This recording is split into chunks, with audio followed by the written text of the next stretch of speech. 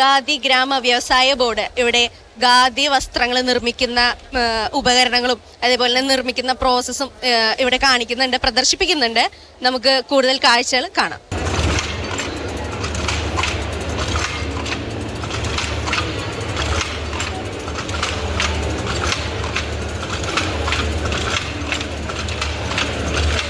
ഞങ്ങൾ ഖാദി ബോർഡിൻ്റെ ഇതിൽ ഇൻസ്ട്രക്ടറായിട്ട് വർക്ക് ചെയ്യുന്നുണ്ട്.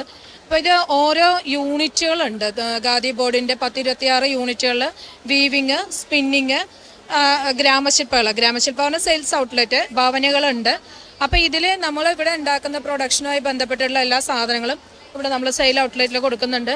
ഇത് നെയ്ത്താണ്. ഇത് ചർക്കയിൽ നൂല് ഉണ്ടാക്കുന്ന സംവിധാനം.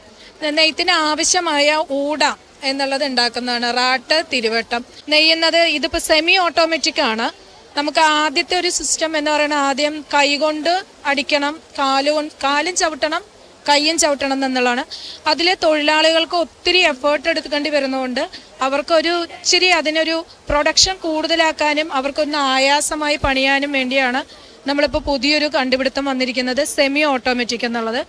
കഴിഞ്ഞ മറ്റേ ഫ്രെയിം ലൂം എന്ന് പറയുന്ന പഴയ ലൂമുകളിൽ ഒരു ദിവസത്തിനൊരു 2.5-3 മുണ്ടൊക്കെ നെയ്യാൻ പറ്റും. ഒരു മുണ്ടിന് 1.90 എന്നുള്ളതാണ് കണക്ക്.